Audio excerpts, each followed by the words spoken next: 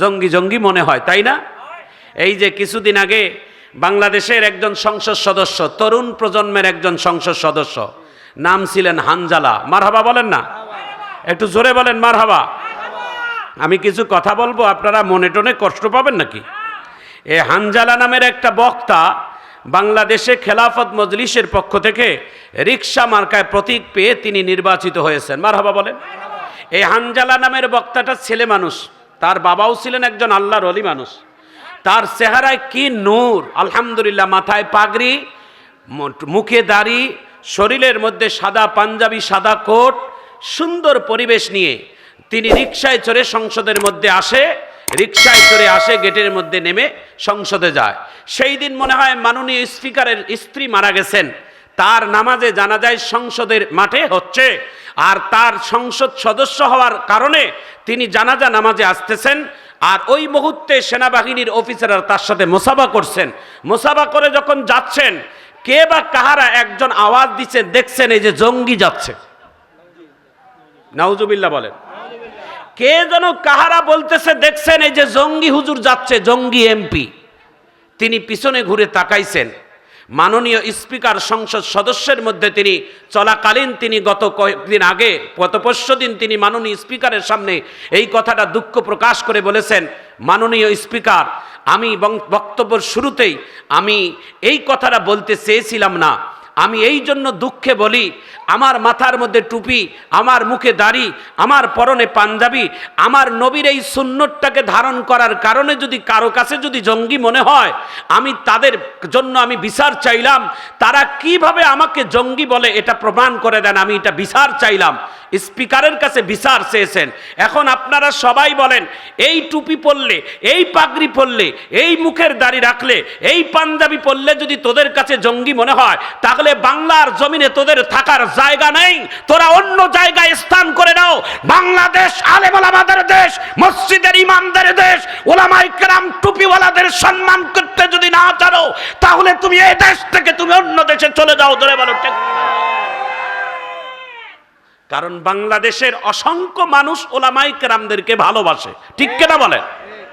যারা দল করে, এই যে আমাদের, আমি কথাটা বলছিলাম, আমাদের আকবর ভাই, আমাদের দুলাল ভাই, উনি ব্যক্তিগত কে কোন দল করেন, কিন্তু একজন আর একজনকে সম্মান দেওয়া এটা দলের দায়িত্ব। আমিন কর। আপনারা দেখেছেন বিগত দিনে, আলহামদুলিল্লাহ, আমি কথাটা পরে বলছি, তারপরেও বলি আলহামদুলিল্লাহ, তার কথাটা এইভাবে প্রমাণ করে দেই, কাউকে টুপি দেখলে, দাড়ি দেখলে, পাঞ্জাবি দেখলে জঙ্গি বলা যাবে? শোনা, এভাবে বলেন না, জোরে বলেন, জঙ্গি বলা যাবে? এই টুপিটা কার? নবীর সুন্নত। এই মুখের দাড়িটা কার? নবীর সুন্নত। এই পরনের পাঞ্জাবিটা কার সুন্নত? নবীর সুন্নত। আলহামদুলিল্লাহ বলেন। আমার ভাইজান, আমার বন্ধুগণ, নবী করিম সাল্লাল্লাহু আলাইহি ওয়াসাল্লামের হাদিস, قال النبي صلى الله عليه وسلم من تمسك بسنتي عند فساد امتي فله اجر 100 شهيد। ও নবীর উম্মতেরা, তোমরা নবী পাও নাই, নবী দেখো নাই, নবীর জামানায় তোমাদের জন্ম হয় নাই, তাতে দুঃখ করিও না। নবীর একদল ওয়ারিস হবেন, তারা হচ্ছেন হক্কানি ওলামায়ে কেরাম। নবীর একটা সুন্নত যদি কেউ চিন্তা করে, নবীর একটা সুন্নতকে কেউ যদি ভালোবেসে শরীরের মধ্যে ফিট করে, তাহলে আল্লাহ রসুল বলছেন 100 গলা কাটা শহীদের সমতুল্য সওয়াব আল্লাহ তাআলা আমলনামায় দান করবে। কেউ যদি নবীর সুন্নত দাড়িটাকে ক্রিটিসাইজ করে, সেজন্য আল্লাহর নবীকেই ক্রিটিসাইজ করলো, ঠিক কিনা বলেন? কেউ যদি নবীর টুপিটাকে ক্রিটিসাইজ করে, কেউ যদি পরনের পাঞ্জাবিটাকে ক্রিটিসাইজ করে, সেজন্য নবীর সুন্নতটাকে ক্রিটিসাইজ করলো। ও মুসলমান ভাইয়েরা, আপনি সুন্নত মানেন না, এটা তো অপরাধ। সুন্নতের ক্রিটিসাইজ করা এটা ডবল অপরাধ। জোরে বলুন ঠিক কিনা? আপনি পারেন না মুখে দাড়ি রাখতে, কেউ যদি রাখে তাহলে আপনি খারাপ কেন বলবেন? কথা বলেন ঠিক কিনা? আপনার পরনে, আপনার মাথায় টুপি দিতে যদি আপনার ভালো না লাগে, আর কেউ যদি দেয়, তাহলে আপনি কেন তাকে বাধা দিবেন? এগুলো বিরোধিতা করা যাবে না, এগুলো হিংসা বিদ্বেষ ছড়ানো যাবে না।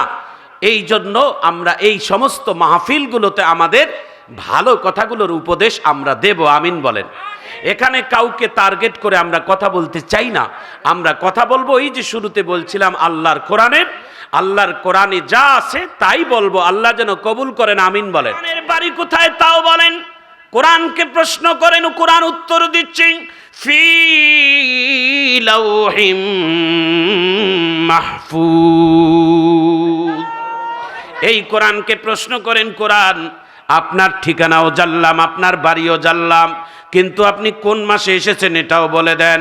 কোরআন এটাও বলে দিচ্ছে শাহরু রমাদানাল্লাযী উনজিলা ফীহিল কুরআন। আমি পবিত্র মাহে রমজান, যেই মাসে রোজা রাখানো হয়, এই রমজান মাসে আল্লাহ কোরআন নাজিল করেছেন। কোরআনকে আবারও প্রশ্ন করেন, কোরআন আপনি কোন রাত্রিতে এসেছেন? কোরআন এটা উত্তর দিচ্ছে ইন্না আনজালনাহু ফি লাইলাতিল কদর ওয়া মা আদরাকা মা লাইলাতুল কদর। সুবহানাল্লাহ বলেন। মহাসম্মানিত রাত, হাজার মাসের থেকেও যেই রাত্রির দাম আল্লাহর কাছে বেশি, সেই রাত্রিতে আল্লাহ তাআলার কোরআন নাজিল হয়েছেন। কোরআনকে আবারও প্রশ্ন করেন, কোরআন আপনি কেন এসেছেন? এই পৃথিবীতে আসার কারণটা বলে দেন।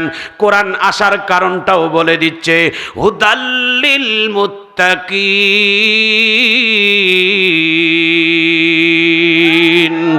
এ বাণী সকলের নয়, শুধু মুমিনের, যারাই চলবে মেনে ফল পাবে কোরআনের। মারহাবা বলেন। ঘরেই বলো কিবা রাষ্ট্রে বলো, অশান্তি দূর করে শান্তি আনে। সমাধান চাও যদি জীবনে মরণে, ফিরে যাও খুঁজে নাও চোখ রাখো কোরআনে। আল্লাহর কোরআন যত বড়, জীবন তত বড় নয়। কোরআন নিয়ে হাজার বছর বাঁচতে বড় ইচ্ছে হয়। আল্লাহর কোরআন যত বড়, জীবন তত বড় নয়। জোরে বলেন মারহাবা। হাত উঁচু করে একটা আল্লাহর নামে স্লোগান দেন। সবাই হাতটা উঁচু করে জোরে আল্লাহু আকবারের আওয়াজ দেন না। এমন আওয়াজ দিবেন যাতে আশেপাশের সব মানুষ কোরআনের মাহফিলে এসে হাজির হয়। জোরে হাত তুলেন, হাতটা তুলে রাখেন, আমি দেই। এই তাকবীরের নেতৃত্ব আমি দেই, আপনারা জোরে আল্লাহু আকবার বলবেন। নারায়ে তাকবীর। আরো জোরে বলবেন নারায়ে তাকবীর। আল কোরআনের আলো, নারায়ে তাকবীর। তোমার নেতা আমার নেতা, নারায়ে তাকবীর। মারহাবা কোন? ইনশাআল্লাহ আপনারা দোয়া করেন। যতটুকু সময় আমাকে দেওয়া হয়েছে আমি ততটুকু সেই বিষয়ের উপর আলোচনা করব ইনশাআল্লাহ। আল্লাহ যেন কবুল করেন, আমিন বলেন। আমার মন বলে এই মাহফিল কানায় কানায় ভরে যাবে ইনশাআল্লাহ। আল্লাহ যেন কবুল করেন, আমিন। ছোট্ট করে পরিচয়টুকু দেই, আরেকটু কথা বলি ভাইয়ারা আমার। এই কোরআন আমরা জানলাম আল্লাহর ঘর, আল্লাহর এই কোরআনের বাড়ি লাউহে মাহফুজে। এই কোরআন রমজান মাসে আসছেন, এই কোরআন কদরের রাত্রিতে আসছেন, এই কোরআন হেদায়েত এবং মুক্তির জন্য আসছেন। এই কোরআনকে এখন আপনাদের কাছে বলি, উত্তর দিয়েন। এই কোরআন আল্লাহ তাআলা যেখানে নাজিল করছেন, যেই মাসে, মাসের দাম কম না বেশি? যেই রাত্রিতে নাজিল হয়েছেন সম্মান বাড়ছে না কমছে? যেই পাহাড়ে কোরআন নাজিল হয়েছেন ওই পাহাড়টার নাম জাবালে নূর পাহাড়, যেটাকে বলে জেবালে নূর, মানে হীরা গুহা। সেই গুহার দাম বাড়ছে না কমছে?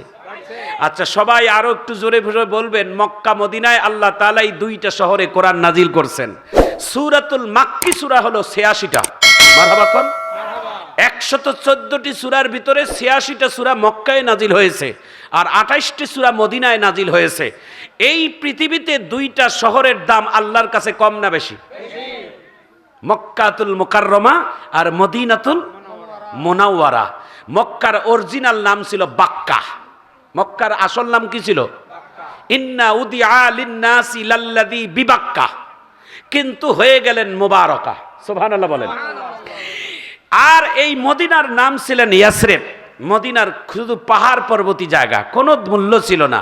কিন্তু এই মদিনার নবী যখন ওখানে হিজরতের পর যখন গেলেন, মদিনার পায়ের ধুলি যখন, আমার নবীর পায়ের ধুলি যখন মদিনার মাটিতে স্পষ্ট করলেন, মদিনার ইয়াসরেব হলো না, মদিনা হয়ে গেলেন সারা পৃথিবীর মানুষের মাথার মুকুট, যার নাম সোনার মদিনা। একটু সুবহানাল্লাহ জোরে বলেন। মক্কা মদিনায় যাইতে মন চায় না কার? এমন কোন লোক আছেন এখানে? কাউকে যদি বলা হয় যে কালকেই ভিসা আর ফ্লাইট ভাড়া আর যা আছে সব দেওয়া হবে, ও আর এক সেকেন্ডও দেরি করবে না, ওর টাম টোপলা যেটাই থাক না কেন সে রেডি হয়ে যাবে। ঠিক কিনা বলেন? মক্কা মদিনায় যে কি প্রশান্তি মেলে, যারা যায় নাই তারা বোঝানো যাবে না। মিষ্টি না খাইলে মিষ্টির মজা কেমনে বোঝা যায়? সুবহানাল্লাহ বলেন। যেখানে এক রাকাতে 1 লক্ষ রাকাতের সওয়াব, যেখানে একটা সেজদার বিনিময়ে 1 লক্ষ রাকাতের সেজদার সওয়াব, সেইখানে যাইতে কি মন না চায়? সুবহানাল্লাহ বলেন। কথাটা এই জন্য বলছিলাম, শোনেন, এই কোরআন যদি মক্কা মদিনার দাম বাড়াইতে পারে, এই কোরআন যদি পাহাড়ের দাম বাড়াইতে পারে, এখন আসুন আপনাদের কাছে বলি, এই যে টেবিল, এই টেবিলটা একটা কাঠের টেবিল, বলেন তো এই টেবিলের খুব দাম, অতিরিক্ত নয় 4 থেকে 5,000 টাকা, কিন্তু এই মুহূর্তে এই কোরআনটায় টেবিল থাকার কারণে টেবিলের দাম কম না বেশি? একটু জোরে বলেন না ভাই। এই টেবিলটার দাম এই জন্য বাড়লো যে কোরআনটাকে ধারণ করার কারণে। এখন প্রশ্ন আপনারা উত্তর দিবেন, যেই পাহাড়ের দাম কোরআনের কারণে সম্মান বাড়লো, যে রমজানের দাম কোরআনের কারণে বাড়লো, যে রাতের দাম কোরআনের কারণে বাড়লো, যে মক্কা মদিনার দাম কোরআনের কারণে বাড়লো, যে টেবিলের দাম কোরআনের কারণে বাড়লো, সেই কোরআনের আইন যদি আমরা মানতে পারি, সেই কোরআনের শাসন যদি আমরা গ্রহণ করতে পারি, সবাই বলেন এই কোরআনের কারণে আমাদের দাম বাড়বে না কমবে? জোরে বলেন, বাড়বে না কমবে? এই কোরআন মানার কারণে আল্লাহ তাআলা আবু বকরের দাম বাড়িয়ে দিয়েছে, এই কোরআনকে অবমাননার কারণে আবু জেহেলকে ডাস্টবিনে ফেলিয়ে দিয়েছে। কথা বলেন ঠিক কেন? আবু জেহেলও মক্কার মানুষ, আবু বকরও মক্কার মানুষ, দুইজনে মক্কার বাসিন্দা, বরংস আবু বকরের থেকে আবু জেহেল নবীর কাছের। মারহাবা কন। কিন্তু একজন হইল ডায়মন্ড, একজন হয়ে গেল ডায়মন্ড, ডায়মন্ডের থেকেও দামি, যার নাম আবু বকর মানার কারণে।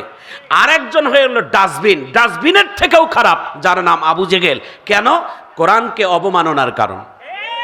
কথা বলেন ঠিক কিনা? ভাইয়ারা আমার, বন্ধুরা আমার, এই সমাজের কিছু মানুষ আছে কোরআন মানে না, কোরআন বোঝে না, কোরআনের কথার বিশ্বাসেও তারা করে না, কোরআনের আইন কোরআনের শাসন যারা চায় না। মনে রাখবেন, কোরআনের আইন আর শাসন যারা বিশ্বাসী না, তারা ডাস্টবিনের মতো আবু জেহেলের দল। জোরে বলুন ঠিক কিনা? আর যারা কোরআনের আইন কোরআনের শাসনের বিশ্বাসী, শাসন আসুক আর না আসুক, ক্ষমতায় আসুক আর না আসুক, কিন্তু কোরআনের আইনের প্রত্যাশী যারা, আল্লাহ রসুল বলছেন তারা কিয়ামত পর্যন্ত আবু বকরের দল। আবু জেহেলের দলের লোক হবেন না আবু বকরের দলের লোক হবেন? বলেন। যারা যারা আবু জেহেলের লোক হাত তোলেন, 2-1টা। এই দেন, তাও 2-1জন হাত তুলছে একবার ভাই। পাগলা তিতা মেটা বোঝে না, পাগলা রে জিলাপি দিও না। যে তিতা মিটা বোঝে না, ওকে জিলাপির স্বাদ কেমনে বোঝা যায়? ঠিক কিনা বলেন? গতকালকে একটা মাহফিল ছিল, বলছিলাম কে কে জাহান্নামে যাইবেন হাত তোলেন। 2-1জন কে আল্লাহু আকবার। আমি কই ভাই জাহান্নামে যাইবেন? কয় না না। তো জাহান্নামে হাত তুললেন কেন? কয় থুক্কু ভুল হইছে। ভাইয়া, এখানে আবেগে না, বিবেকে কথাগুলো শুনতে হবে।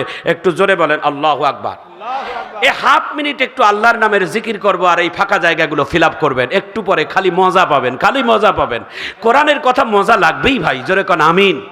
একটু আসেন তো, কাছাকাছি আসেন তো, নড়ে চড়ে আর একটু জিকির করেন। লা ইলাহা লা ইলাহা, জোরে লা ইলাহা, জোরে বলেন সুবহানাল্লাহ,